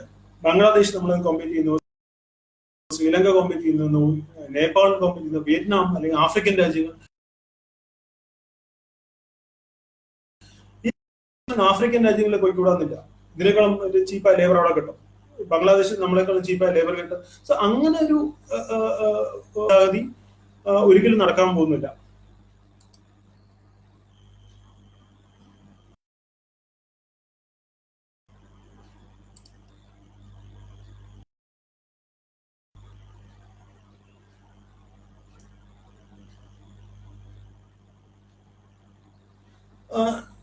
ഇതൊരു പിന്നെ ഒരു ചോദ്യം പലരും പറയുന്നത് ഇതൊരു ബ്ലാക്ക് സ്വാൻ ഇവന്റ് ആണോ എന്നാണ്. പക്ഷെ എല്ലാവരും പറയുന്നത് ബ്ലാക്ക് സ്വാൻ ഇവന്റ് എന്ന് പറഞ്ഞാൽ ഒരു ഇവന്റ് വളരെ റെയറായിട്ട് സംഭവിക്കുന്നതാണ്. പക്ഷെ അതിന് വളരെ വലിയൊരു ഇമ്പാക്ട് ഉണ്ടാവണം. ഉദാഹരണത്തിന് ഒന്നാം ലോക യുദ്ധവും രണ്ടാം ലോക യുദ്ധവും അണുബോംബ് പരീക്ഷിക്കുന്നത് ഇതെല്ലാം നെഗറ്റീവായിട്ട് എഫക്ട് ചെയ്ത ബ്ലാക്ക് സ്വാനുകളാണ്. സെപ്റ്റംബർ 11 ടെററിസ്റ്റ് അറ്റാക്ക് ഇതൊരു നെഗറ്റീവായിട്ട് ഇമ്പാക്ട് ചെയ്തൊരു ബ്ലാക്ക് സ്വാൻ ആണ്. നമ്മുടെ ഗൂഗിൾ അതൊരു പോസിറ്റീവ് ബ്ലാക്ക് സ്വാൻ. ഗൂഗിൾ ഇതിനു മുമ്പ് ഒരിക്കലും ഉണ്ടായിട്ടില്ല. ഇന്റർനെറ്റ് ഇതിനു മുമ്പ് ഒരിക്കലും ഉണ്ടായിട്ടില്ല. ഇന്ന് നമ്മൾ ഈ ഫേസ്ബുക്ക് പോലും ഒരു എന്താ പറയാ ബ്ലാക്ക് സ്വാൻ. അടുത്ത 1970 സയൻസ് ഫിക്ഷനിൽ കണ്ട പോലെ ഇത്രയും ഡെവലപ്പായിട്ട് അല്ലെങ്കിൽ ഇത്രയും എന്താ പറയുക ഇത്ര അഡ്വാൻസ് ആയിട്ടുള്ള സിസ്റ്റംസ് ഒന്നും അവർ സ്വപ്നം പോലും കണ്ടിട്ടുണ്ടായിരുന്നില്ല. ഉണ്ടെങ്കിൽ സയൻസ് ഫിക്ഷൻ മൂവീസിൽ വരായിരുന്നു. അപ്പോ ഇതൊരു ബ്ലാക്ക് സ്വാൻ ആണോ ചോദിച്ചാൽ ബ്ലാക്ക് സ്വാൻ എന്ന എല്ലാ എക്കണോമിക്സും പറയുന്നത് ഒരു ബ്ലാക്ക് സ്വാൻ എന്ന രീതിയിലാണ് അവർ സംസാരിക്കണമെങ്കിൽ ഈ ബ്ലാക്ക് സ്വാൻ എന്ന പദം കോയിൻ ചെയ്ത നിസാൻ നിക്കോളസ് സാവൽ പറയുന്നത് ഇതൊരു ബ്ലാക്ക് സ്വാൻ അല്ല, ഇതൊരു വൈറ്റ് സ്വാൻ തന്നെയാണ്. കാരണം സാർസ് ഉണ്ടായി, 2003 സാർസ് ഉണ്ടായി, അതിനു മുമ്പ് സ്പാനിഷ് ഫ്ലൂ ഉണ്ടായി. അപ്പൊ ഇതെല്ലാം ഇതിനു മുമ്പ് ഉണ്ടായ പ്രതിസന്ധികളാണ്. അതിനെങ്ങനെയാണ് അതിൽ നിന്ന് പാഠം പഠിക്കാതെയാണ് പല രാജ്യങ്ങളും ഇത്രയും മോശമായി അതിന് കൈകാര്യം ചെയ്തത്. കേരളത്തിൽ തന്നെ ശ്രദ്ധിച്ചാൽ നിപ്പ ഉണ്ടായതിനു ശേഷമാണ് നമ്മൾ ഇത്രയും കുറച്ചുകൂടെ എന്താ പറയാ കുറച്ചുകൂടെ ബെറ്റർ ആയിട്ട് ഇത് ഹാൻഡിൽ ചെയ്യാൻ പറ്റിയെന്നാണ് വിശ്വാസം. ശ്രദ്ധിച്ചാൽ ഏറ്റവും കുറവ് എഫക്ട് ചെയ്തിരുന്നത് സൗത്ത് ഈസ്റ്റ് ഏഷ്യൻ കൺട്രീസ് ആണ്. സാസ് ഇതിനു വന്ന ആ ഓർമ്മ ഇല്ലാത്ത യൂറോപ്യൻ കൺട്രീസ് ആണ് അല്ലെങ്കിൽ അമേരിക്കയാണ് ഇതിനെ ഏറ്റവും വളരെ മോശം ഹാൻഡിൽ ചെയ്തത് എന്ന് നമ്മൾ മനസ്സിലാക്കേണ്ടത്. ചൈനയും അങ്ങനെയാണ് പഠിച്ചത്, അല്ലാതെ ചൈന ഇത് കണ്ടുപിടിച്ച ഒരു അസുഖം അല്ല.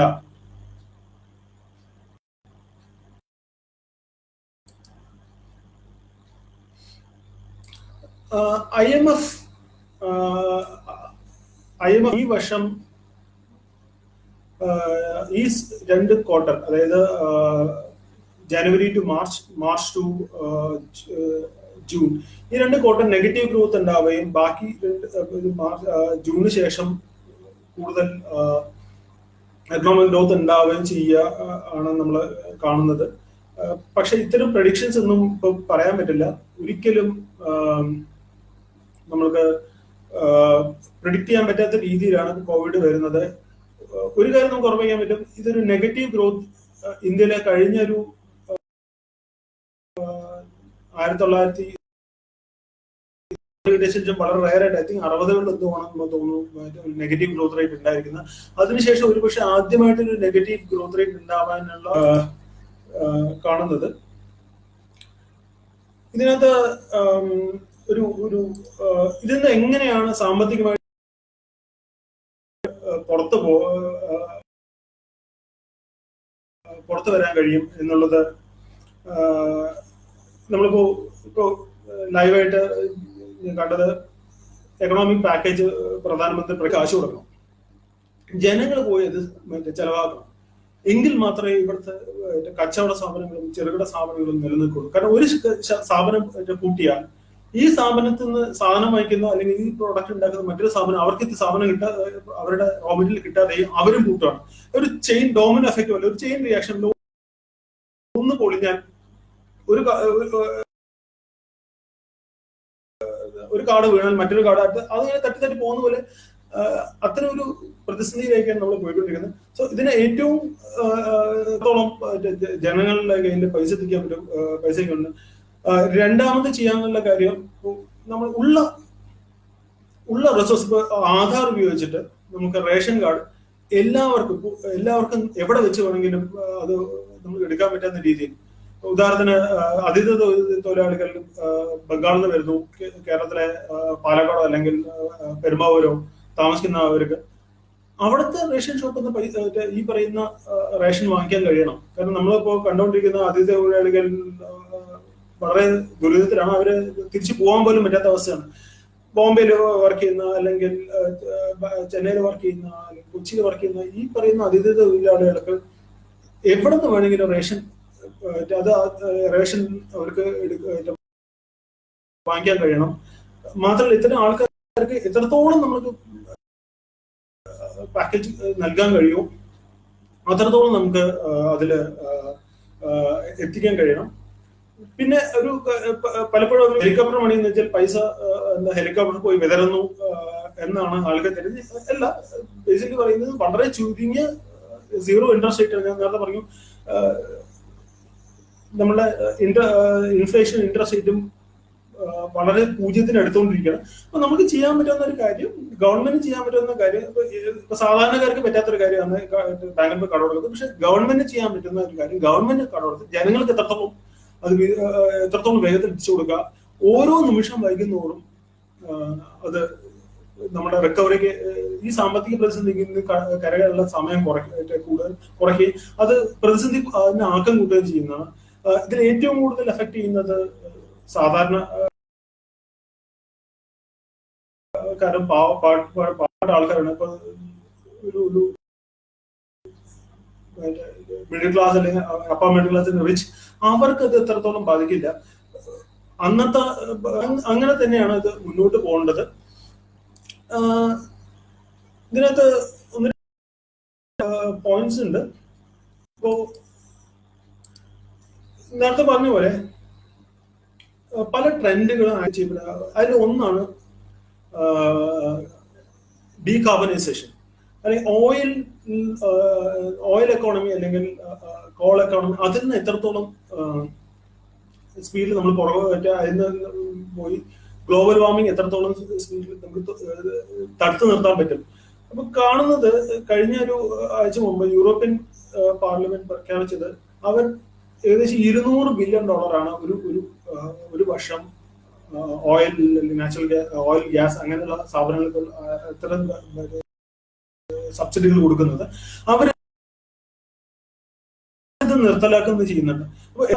പല എൻവയറമെന്റലിസ്റ്റും പറയുന്നത് you invest more into green technologies, green solar, wind, biomass. അത് റിക്കവറി കൂടുതൽ സ്പീഡപ്പ് ചെയ്യുന്നുണ്ട്. അത് നമ്മളെ എന്താ പറയാ ഗ്ലോബൽ വാർമിനെയും എയർ പൊല്യൂഷനെയും കുറയ്ക്കും എന്ന് മാത്രമല്ല, കഴിഞ്ഞ ലോക്ക്ഡൌണിൽ ജനങ്ങൾ മനസ്സിലാക്കിയത്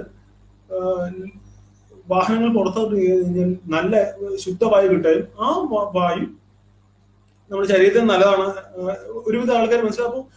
ഭാവിയിൽ ഇലക്ട്രിക് കാർസും അല്ലെങ്കിൽ ഗ്രീനർ ടെക്നോളജിയിലും കൂടുതൽ ജനങ്ങൾ രാജ്യങ്ങൾ ഇൻവെസ്റ്റ് ചെയ്യും, കൂടുതൽ ആൾക്കാർ ആ പ്രൊഡക്ട്സ് യൂസ് ചെയ്യാനുള്ള ഒരു പോസിബിലിറ്റി, അതൊരു ഒരു നല്ല സൂചനയാണ്. ഇത്രയും ഞാൻ പറഞ്ഞതിനിടയിൽ ഈ പറയുന്ന സ്റ്റിമുലസ് പാക്കേജ് പറയുമ്പോൾ അതിന്റെ ഒരു ദോഷവശം കൂടെ ഉണ്ട്. ഭാവിയിൽ ഇത് വിലക്കയറ്റം ഉണ്ടാക്കാം. വിലക്കയറ്റം ഏറ്റവും കൂടുതൽ എഫക്ട് ചെയ്യുന്നത് ഇവിടുത്തെ പാവപ്പെട്ട ആൾക്കാരെയാണ്. കാരണം ഉള്ളിയുടെ വില 10 രൂപ കൂടി അല്ലെങ്കിൽ മറ്റേ 15 രൂപ കൂടി എന്ന് പറഞ്ഞാൽ ഒരു പണക്കാരന് ഒരു പ്രശ്നമല്ല. പക്ഷെ ഒരു സാധാരണക്കാരന് ഒരു അരിയുടെ വില കൂടി അല്ലെങ്കിൽ മുളകിന്റെ വില കൂടി എന്ന് പറയുന്നത് അത് അവരെയാണ് ഏറ്റവും കൂടുതൽ ബാധിക്കുന്നത്. നമ്മൾ ഇൻഫ്ലേഷൻ എന്ന് പറഞ്ഞാൽ it's A worst tax possible എന്ന് പറയാം. കാരണം എല്ലാവരെയും ബാധിക്കും, പക്ഷെ ഏറ്റവും കൂടുതൽ അത് കാരണം ബാധിക്കുന്നത് സാധാരണക്കാരെയാണ്, പാവപ്പെട്ടവരെയാണ്. അതുകൊണ്ട് ലോക്ക്ഡൌണിന് ശേഷം ഇക്കണോമി സ്റ്റാർട്ട് സ്പെൻഡിങ് ആണ്. അടുത്തൊരു പ്രശ്നം ഇതുപോലെ സീറോ ഇൻഫ്ലേഷൻ ഗവൺമെന്റ് കൂടുതൽ ബോറോ ചെയ്യുകയാണെങ്കിൽ, ഗവൺമെന്റ് കൂടുതൽ സ്പെൻഡ് ചെയ്യുകയാണെങ്കിൽ സാധാരണ സാധാരണക്കാർക്ക് ലോൺ കിട്ടാണ്ടാവുകയും അവർ പുതിയ കമ്പനികൾ തുടങ്ങാനുള്ള പൈസ കിട്ടാണ്ടാവുകയും. കാരണം ഒരു ഗവൺമെന്റ് ലോൺ എടുക്കാൻ വരുന്നു, ഒരു സാധാരണ ചെറുകിട കമ്പനി അല്ലെങ്കിൽ ഒരു സാധാരണക്കാരൻ ലോൺ എടുക്കാൻ വരണമെങ്കിൽ government will always have the upper hand. അവരാണ് പൈസ മുഴുവൻ സമാഹരിച്ചു പോകുന്നത്. ബാങ്കിൽ പോയി ലോൺ കിട്ടാത്ത അവസ്ഥ വരികയാണ്.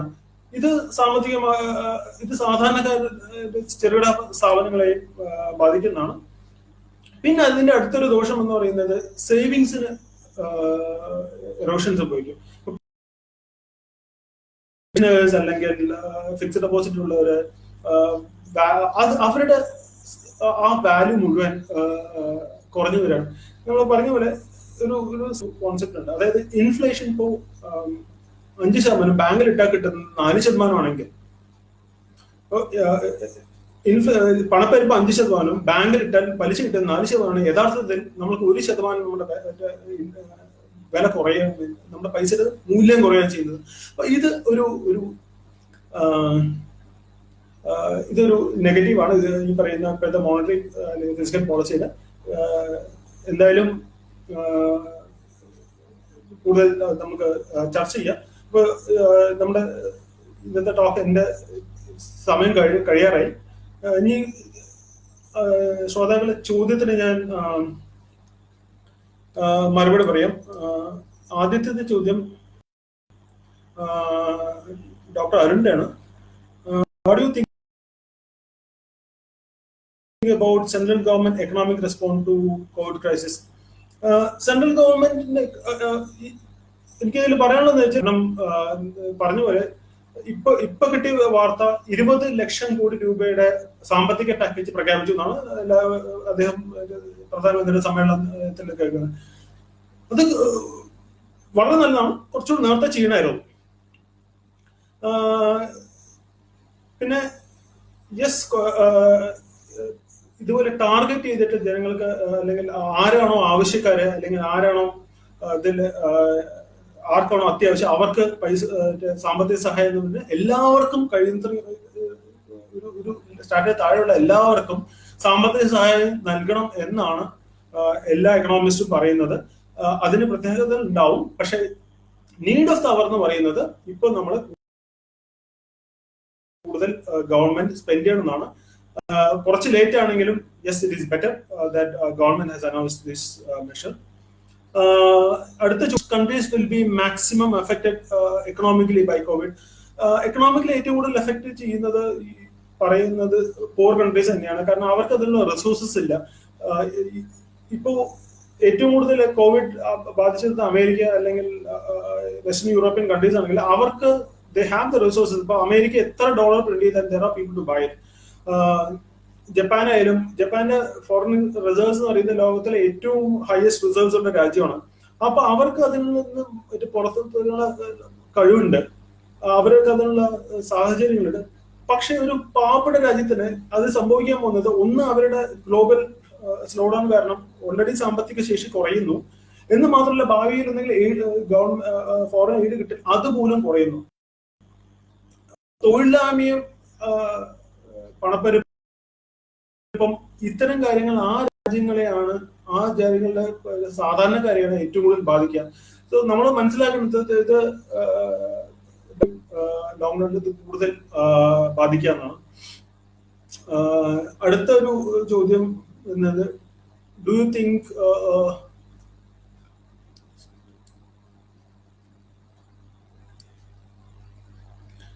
do you think Kerala's tourism-based economy will be affected badly? Yes, തീർച്ചയായിട്ടും. കാരണം കേരളത്തെ ടൂറിസം കേരളം മാത്രമല്ല, ഇപ്പോൾ തായ്ലാന്റ് അല്ലെങ്കിൽ പല ബാലി, അതുപോലെ ഇന്തോനേഷ്യ, അങ്ങനെയുള്ള മലേഷ്യ രാജ്യങ്ങളിൽ ടൂറിസം വളരെ ഒരു വലിയൊരു എക്കണോമിയുടെ ഒരു വലിയൊരു പാർട്ടാണ്. പ്രോബ്ലി ഒരു 50% ഫോറിൻ കറൻസി കിട്ടുന്നത് ടൂറിസത്തിലാണ്. ഇത്തരം നമ്മൾ പറഞ്ഞ പോലെ എയർ ട്രാവൽ ഇല്ലാത്ത കാരണം ടൂറിസം സെക്ടർ വളരെയധികം ബാധിക്കുന്നു. ഒരുപക്ഷെ ഏറ്റവും കൂടുതൽ അഫക്ട് ചെയ്യുന്ന ടൂറിസം തന്നെയായിരിക്കും. ജനങ്ങൾ ട്രാവൽ ചെയ്യാത്തത് കൊണ്ട് ഹോട്ടൽസ് ബുക്കിംഗ് കുറയുന്നു. ഹോട്ടൽസ് എന്ന് പറയുന്നത് കേരളം പോലുള്ള സംസ്ഥാനത്ത് അത് വലിയ പ്രത്യാഘാതങ്ങൾ ഉണ്ടാക്കും. അത് മാത്രം തീരുന്നതല്ല കേരളത്തിലെ പ്രശ്നം. ഗൾഫ് നിക്കാഹത്ത് പോലുള്ള എന്താ പറയാ സ്വദേശവൽക്കരണം നടക്കുന്ന സമയത്ത്, പ്ലസ് എണ്ണ വില വീണ്ടും കുറയുന്ന സമയത്ത്, സൗദി മാത്രമല്ല, ഇനിയിപ്പോ അബുദാബി, ദുബായ്, ഖത്തർ, അവിടെ നിന്നുള്ള പ്രവാസികളും തിരിച്ചു വരേണ്ട ഒരു അവസ്ഥ വരികയാണ്. അപ്പോൾ ഇത് കേരളത്തിന്റെ സാമ്പത്തിക സ്ഥിതി വളരെ ഗുരുതരമായിരിക്കും. കേന്ദ്രം അതിന് ഒരു പാക്കേജ് പ്രഖ്യാപിക്കുന്നു വിചാരിക്കുന്നു. Do you think public health spending will increase exponentially in post-COVID era? I wish so. Public spending നമ്മള് എന്താ പറയാ ഒരു ഇപ്പോഴത്തെ ട്രെൻഡ് എങ്ങനെയാന്ന് വെച്ചാൽ, എങ്ങനെ നമ്മൾ ക്യാപിറ്റൽ മാക്സിമം അലോക്കേറ്റ് ചെയ്യണം, ഏറ്റവും കുറഞ്ഞ ചെലവിൽ ഏറ്റവും മാക്സിമം ബെനിഫിറ്റ്, അതായിരുന്നു ഇത്രയും കാര്യങ്ങൾ ചിന്ത. പക്ഷെ ഇപ്പൊ നമ്മൾ ചിന്തിക്കേണ്ടത് കുറച്ചൊരു ബഫർ വേണം. ഇപ്പോ ഹെൽത്ത് സ്പെൻഡിങ് ഇപ്പോ എന്താ പറയുക, ഇപ്പൊ നമ്മള് 2% അല്ലെങ്കിൽ 4% ഹെൽത്ത് സ്പെൻഡിങ്ങിൽ can it be increase much higher? കാരണം ഇങ്ങനെ ഒരു ക്രൈസിസ് വരുന്ന സമയത്താണ് ഹോസ്പിറ്റൽസും അതേപോലെ ഹെൽത്ത് പ്രൊഫഷണൽസിന്റെ അതൊരു വലിയൊരു ബർഡനാണ്. അപ്പോ പ്രതീക്ഷിച്ച പോലെ ഗവൺമെന്റ് കൂടുതൽ സ്പെൻഡ് ചെയ്യണം എന്ന് മാത്രമല്ല, ഗവൺമെന്റ് ആവറേജ് ഒരു ഹോസ്പിറ്റലില് 75% ആണ് അവർ പ്രതീക്ഷിക്കുന്നതെങ്കിൽ, make sure that it is ആ capacity is increase, so that സാധാരണ ഒരു ആവറേജ് ദിവസം ഒരു 50 അല്ലെങ്കിൽ 60% പേഷ്യൻസിനെ ഹാൻഡിൽ ചെയ്യുന്നതിന് അത്രയ്ക്ക് കപ്പാസിറ്റി കൂട്ടണം എന്നാണ് എനിക്ക് അഭിപ്രായമുള്ളത്. I believe that it will happen. Pratheesh ചോദിക്കുന്നത്, we go back to collectivism in the post-COVID? ഈ ചോദ്യം കളക്ടിവിസത്തിലേക്ക് അതൊരു ട്രിക്കി ക്വസ്റ്റ്യൻ ആണ്. പോസ്റ്റ് കോവിഡിൽ കളക്ടിവിസത്തിൽ പോകുന്ന വെച്ചാൽ ദർ ഇസ് എ ട്രെൻഡ്. ഒരുപക്ഷെ നമ്മളത് ഒരുപാട് കാലമായിട്ട് വരുന്നൊരു ട്രെൻഡാണ്. കളക്ടിവിസം എന്ന് പറയുന്നില്ല, കൂടുതൽ ഒരു പരിധി വരെ സോഷ്യലിസം, ഇനി മുതലുള്ള ക്യാപിറ്റലിസം എന്ന് പറഞ്ഞാൽ അതിനകത്ത് ഒരു പരിധി വരെ സോഷ്യലിസത്തിന്റെ പല എലമെന്റ്സും ഉണ്ടാവും. പബ്ലിക് ഹെൽത്ത് അത് ഇൻക്രീസ് ചെയ്യും. പലവരും ചോദിക്കുന്ന ഒരു യൂണിവേഴ്സൽ മിനിമം വേജസ്, അങ്ങനെ ഒരു കോൺസെപ്റ്റ്, എല്ലാവർക്കും ഒരു മിനിമം വേജ് കൂടുതൽ കിട്ടുന്ന രീതിയിൽ അങ്ങനെ പല രാജ്യങ്ങളും ചർച്ച ചെയ്യുന്നുണ്ട്.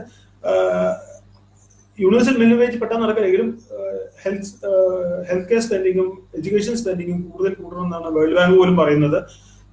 പിന്നെ ഒരു വലിയൊരു ട്രെൻഡ് എന്ന് വെച്ചാൽ, ഇപ്പൊ ഡിജിറ്റൽ എക്കോണമി നടന്നുകൊണ്ടിരിക്കുകയാണ്. ഈ പറയുന്ന ഫേസ്ബുക്ക് നമ്മളെല്ലാവരും ഉപയോഗിച്ചുകൊണ്ടിരിക്കുന്നത്, ഈ ഫേസ്ബുക്ക് എങ്ങനെയാണ് ലാഭം ഉണ്ടാക്കുന്നത്? അപ്പോ ഇതൊരു പ്രത്യേകത എന്താ വെച്ചാൽ, ഈ ഡിജിറ്റൽ എക്കോണമിയുടെ പ്രത്യേകത എന്താ വെച്ചാൽ, നമ്മൾക്ക് ഒരു സർവീസ് നമ്മൾ ഉപയോഗിക്കുകയാണെങ്കിൽ അത് നമ്മൾക്ക് ഫ്രീ ആയി കിട്ടിക്കൊണ്ടിരിക്കുന്നുണ്ട്. ഈ ട്രെൻഡ് ഭാവിയിൽ കൂടിക്കൊണ്ടിരിക്കും. ഒരുപക്ഷെ അതിനെക്കുറിച്ച് നമുക്ക് കൂടുതൽ ചർച്ച ചെയ്യേണ്ടിയിരിക്കുന്നു. സോഷ്യലിസത്തിലേക്ക് പോകുമെന്ന് ചോദിച്ചാൽ തീർച്ചയായിട്ടും ഇല്ല. പക്ഷെ ക്യാപിറ്റലിസം ഇംപ്രൂവ് ചെയ്യൂ, കൂടുതൽ ശക്തമായ ഇൻസ്റ്റിറ്റ്യൂട്ട്. ഞാൻ ആ ചോദ്യത്തിന് ഉത്തരം പറഞ്ഞു വിചാരിക്കുന്നു. ഇനി എന്തെങ്കിലും കൂടുതൽ ചോദ്യങ്ങൾ, ഏതെങ്കിലും ചോദ്യങ്ങൾ ഞാൻ വിട്ടുപോയിട്ടുണ്ടോ?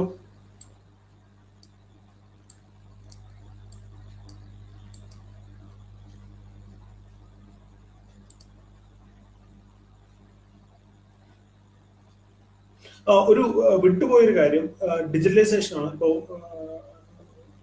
ഇതൊരു വെബിനാറാണ്.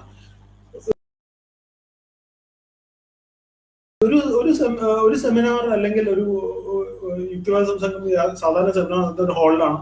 പെട്ടെന്ന് അത് ഒരു വെബിൽ കൂടെ ചെയ്യണം. അപ്പോൾ digitalisation is going to happen, it's much faster. ഒരു 3 ആഴ്ചകൾ കൊണ്ട് സംഭവിക്കുന്നു. ഇതാണ് ഈ COVID-19 കൊണ്ട് സംഭവിച്ച ഒരു വലിയൊരു കാര്യം. കാരണം അടുത്ത കാലത്തായിട്ട് ഒരിക്കലും യുക്തിവാദി സോൾവ് ചെയ്യുന്ന ഒരു ഓൺലൈനായിട്ട് ചർച്ചകൾ നടത്തുന്നു എന്ന് പറയുന്നത് തന്നെ അതിന്റെ ലക്ഷണങ്ങളാണ്.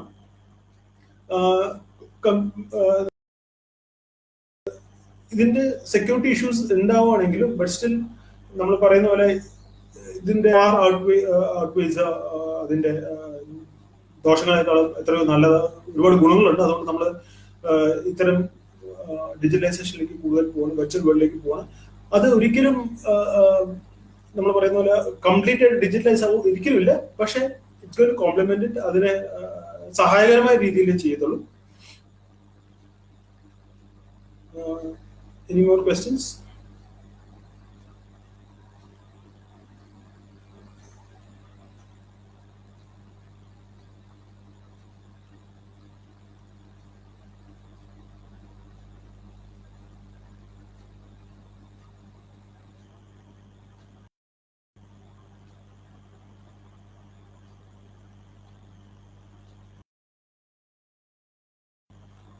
കൂടുതൽ ചോദ്യങ്ങളില്ലെങ്കിൽ നമുക്ക് ഈ സെഷൻ നമുക്ക് വൈൻഡപ്പ് ചെയ്യാം. പ്രതിവാര വെബിനാർ പരിപാടി ഓർഗനൈസ് ചെയ്ത എല്ലാ അണിയറ പ്രവർത്തകർക്കും എൻ്റെ നന്ദി. ഇത് ഇത്ര നേരം ശ്രദ്ധയോടെ ശ്രമിച്ചിരുന്ന എല്ലാ ശ്രോതാക്കൾക്കും എൻ്റെ നന്ദി രേഖപ്പെടുത്തുന്നു. Special thanks to doctor Arun, Sunil, Dayanandan അതിന്റെ മറ്റു പ്രവർത്തകർക്കും ഞാൻ നന്ദി പറയുന്നു. Thank U.